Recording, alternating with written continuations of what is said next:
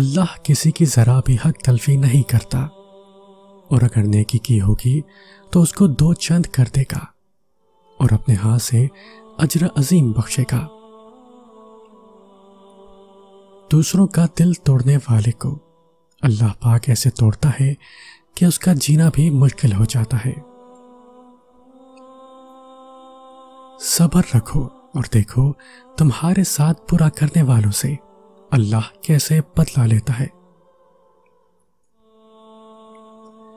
آپ صلی اللہ علیہ وسلم نے ارشاد فرمایا، جو کسی مسلمان کو ایسی جگہ ذلیل کرے گا جہاں اس کی عزت کی جاتی ہے تو اللہ اسے ایسی جگہ ذلیل کرے گا جہاں اسے اللہ کی مدد کی ضرورت ہوگی۔ ہم روز گناہ کرتے ہیں، وہ چھپاتا ہے اپنی رحمت سے۔ ہم مجبور اپنی عادت سے، وہ مشہور اپنی رحمت سے۔ جب انسان اللہ کی پکڑ کو بھول جاتا ہے تو اس کا دل سخت ہو جاتا ہے، اور سخت دل اللہ کے غضب کی نشانی ہے۔ دھوکہ دے کر کوئی نہیں بچتا، ایک آہ نسلوں کو تباہ کر دیتی ہے۔ یہ نہ سوچو اللہ تعالیٰ دعا کو فوراً قبول کیوں نہیں کرتا، یہ شکر کرو کہ اللہ تمہارے گناہوں کی سزا فوراً نہیں دیتا۔ فکر نہ کریں، لوگ بھول جائیں گے مگر اللہ تعالیٰ نہیں بھولتا آپ کی نیکی اور نہ لوگوں کی زیادتی۔ آسمانوں میں مقبولیت اور قبولیت کے ضابطے الگ ہوتے ہیں۔ اکثر زمین والوں کے ستائے ہوئے آسمان والے کے لاڈلے ہوتے ہیں۔ اللہ کی پکڑ سے بے خوف نہ رہے۔ اللہ کی اچانک پکڑ سے وہی قوم بے خوف ہوتی ہے جو تباہ ہونے والی ہو۔ تم جانتے ہی کب ہو کہ لاٹھی رب العالمین کی بے آواز ہوتی ہے، جانتے ہوتے اگر تو یوں زندگیاں اجیرن نہ کرتے اوروں کی۔